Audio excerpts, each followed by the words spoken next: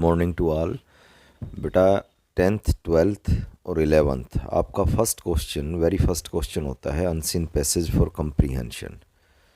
तो आज हम HBSC द्वारा दिया गया जो हमारा सैम्पल पेपर है जो बोर्ड की साइट पर पड़ा है उसको हम 10th क्लास के क्वेश्चन पेपर को सॉल्व करेंगे। उसके फर्स्ट क्वेश्चन को अनसीन पैसेज फॉर कंप्रीहेंशन, तो कुछ ऐसा आएगा। उसका पहला ही क्वेश्चन है कि read the passage given below and answer the question that follow.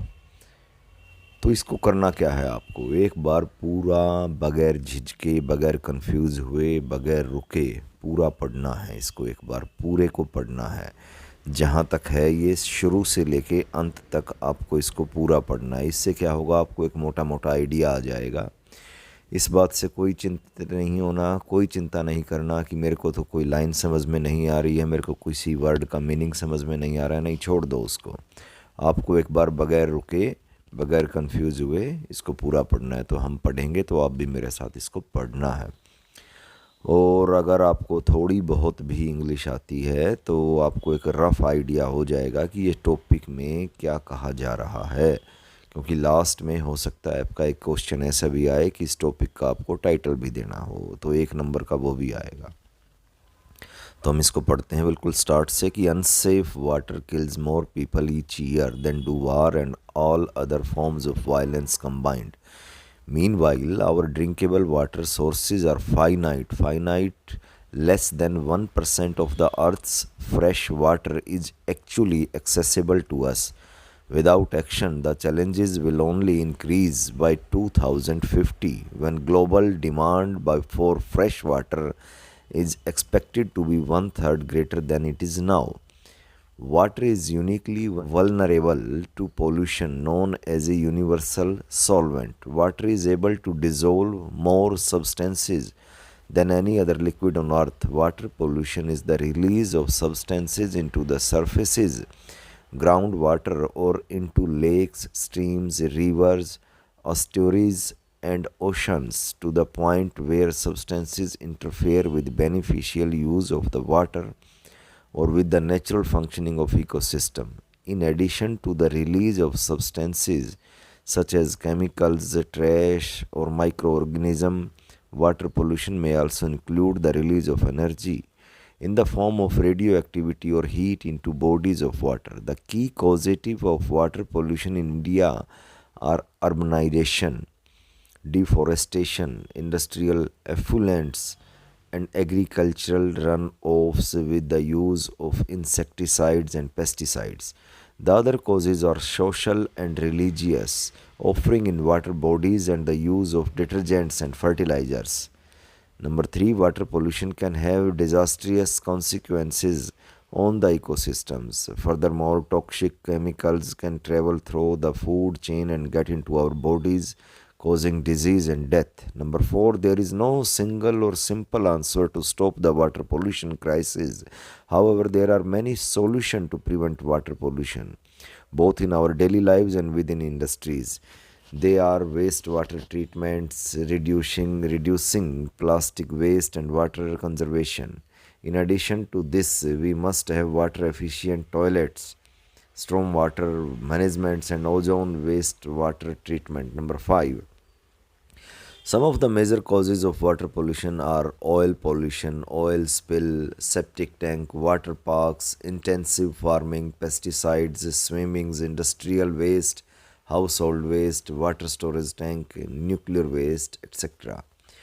तो इस तरह आपको एक बार शुरू से लेके अंत तक इसको पूरा पढ़ना है। एक बार पूरा पढ़ना है तो देखो एक रफ सा आइडिया हो गया कि ये किसके बारे में चल रहा है। जैसे फर्स्ट लाइन ही हमारी बता रही है कि unsafe water kills more people each year than do war and all other form of violence combined.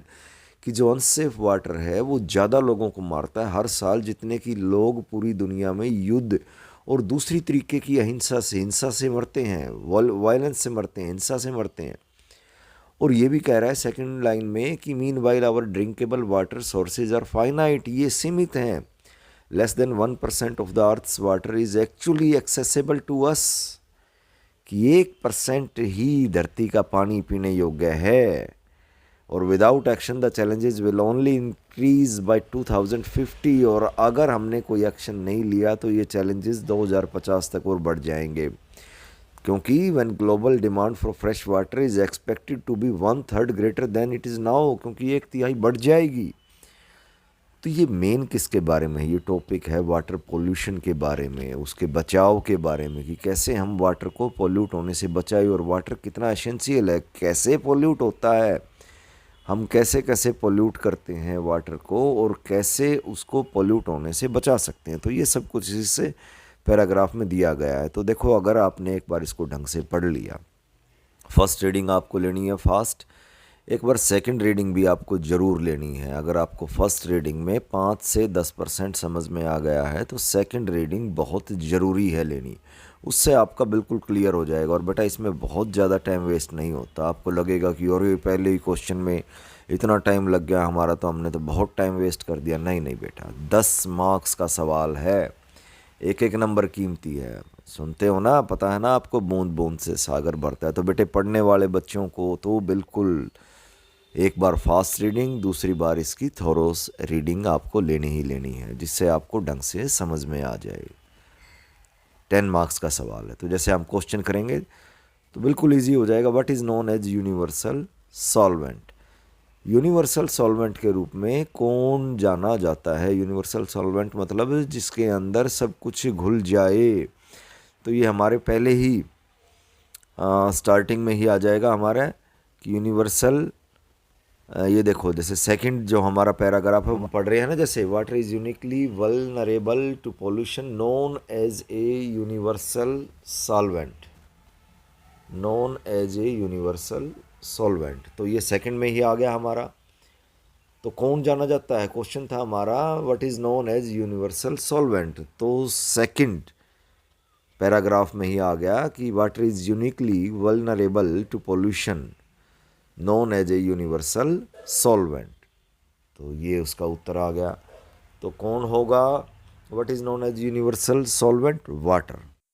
तो बेटा सेकंड क्वेश्चन जो है हमारा वो है select the appropriate option to filling the blank.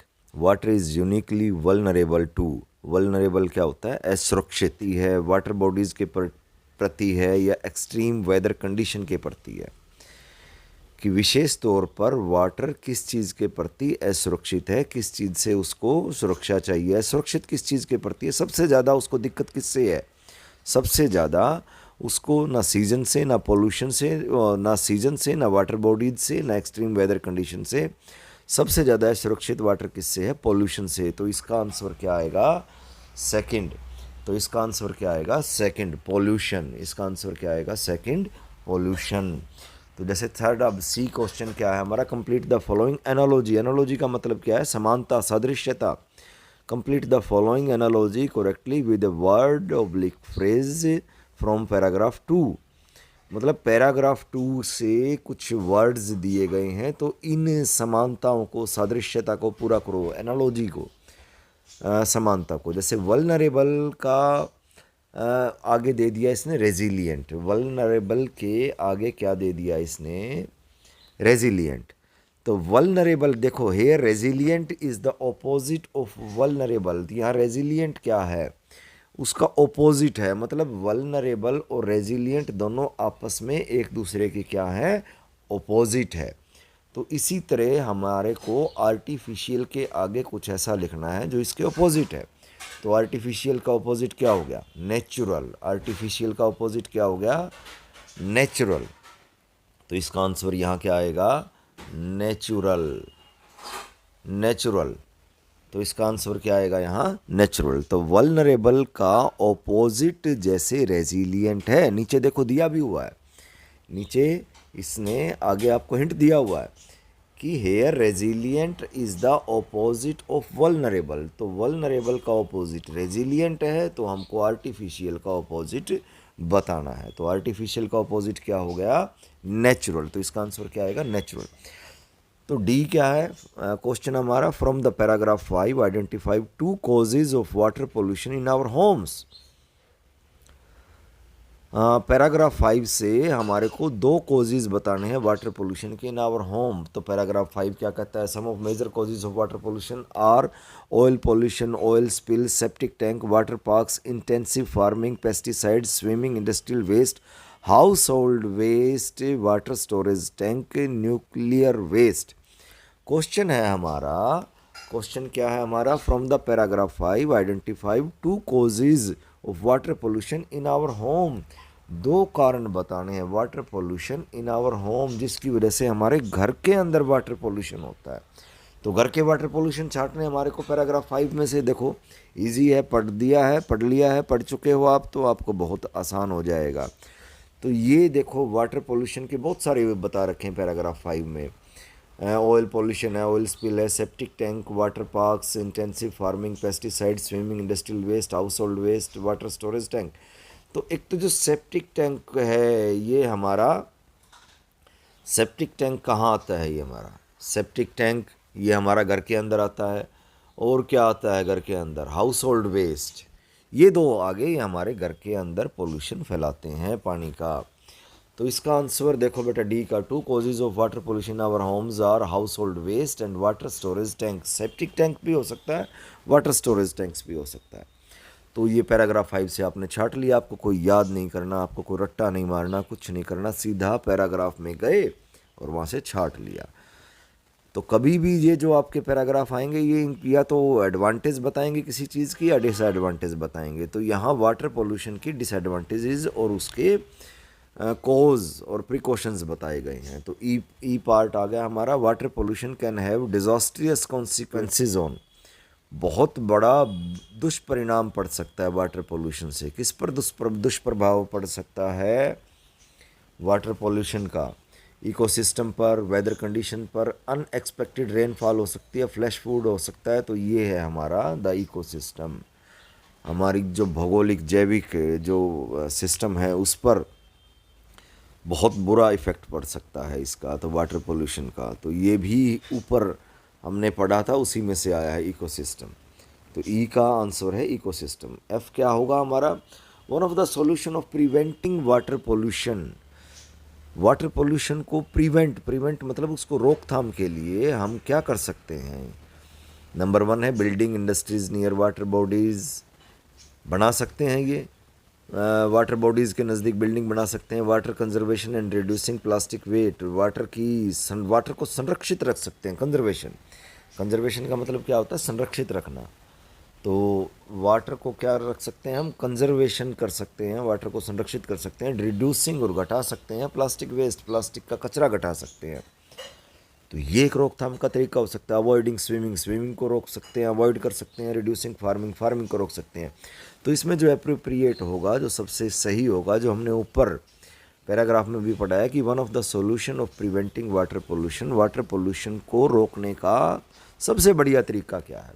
तो वो सबसे बढ़िया तरीका है हमारा water conservation and reducing plastic waste. पानी की कंजर्वेट करो, उनको संरक्षित करो, उसको सही रूप में रखो, एंड रिड्यूसिंग प्लास्टिक वेस्ट, और प्लास्टिक वेस्ट को रोको, घटाओ।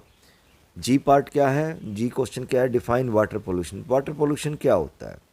और ये देखो ये बताया गया है, ये देखो आपके सेकंड पैराग्राफ में 3rd या 4th लाइन है कि water pollution is the release. ये देखो यहाँ से, water pollution is the release of substances. Water pollution क्या है? Release of substances into substances, ground water और into lakes, streams, rivers, estuaries क्या होती है? खाड़ियाँ। ऑस्ट्रीज क्या होती है? खाड़ियाँ। And ocean to the point where substances interfere with the beneficial use of the water or with the natural functioning of ecosystem। तो ये ऐसे कैसे हमको लिख देना है, ये ऐसे कैसे हमारे को लिख देना है। तो डिफाइन वाटर पोल्यूशन में देखो हमने लिख दिया कि water pollution is the release of substances. कुछ भी चेंज नहीं करना है, एज इट इज़ लिख दिया है। Water pollution is the release of substances into surfaces, ground water और into lakes, streams, river, estuaries and ocean to the point where substances interfere with the beneficial use of water or with the natural functioning of ecosystem। एक number मिल गया free का। ना याद करना, ना कोई spelling learn करनी, ना कोई रट्टा मारना, कुछ नहीं करना। कितना इजी है। तो 10 मार्क्स ये छोड़ने नहीं है, एक एक नंबर कीमती बेटा। एच पार्ट क्या है, एच क्वेश्चन क्या है, how can religious ritual pollute water body. Religious ritual, जो हमारी धार्मिक रिचुअल्स हैं, रीतियां हैं, वो कैसे वाटर बॉडीज़ को पोल्यूट करती है। The other causes are social and religious offering in water bodies and the use of detergent and fertilisers.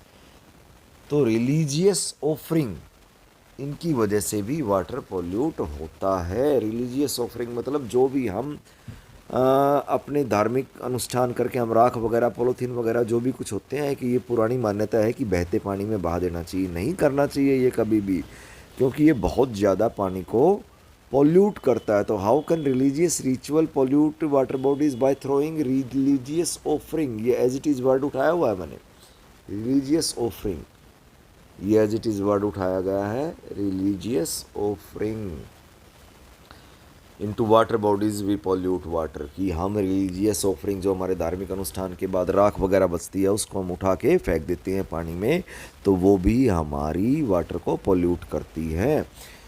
तो नेक्स्ट क्वेश्चन है आइए आपका, how much earth fresh water is accessible to us, कितना हमारे पीने योग्य है, तो केवल 1% है। कितना है, केवल 1% है, वो भी ऊपर से ही आपने अगर पढ़ा होगा तो तुरंत इसका आंसर आपको मिल जाएगा। Suitable title for the passage, तो पैसेज का सूटेबल टाइटल देना है इस पैसेज का। पूरा पैसेज पढ़ने के बाद, मैं बार बार कह रहा हूँ, एक बार पूरा पढ़ना है स्टार्टिंग से लेके एंड तक, फिर दोबारा आपको धीरे धीरे थोड़ा सा रुक के स्टडी करनी है। 2 बार में आपको बहुत कुछ समझ में आ जाएगा। तो वाटर पोल्यूशन है इसका, और इससे हमको जागरूक रहना चाहिए, इसका हमको ध्यान रखना चाहिए। तो इसमें जैसे 4 टाइटल सजेस्ट किए हुए हैं, कई बार दिए हुए हैं इसमें आपको नहीं भी दिए होते।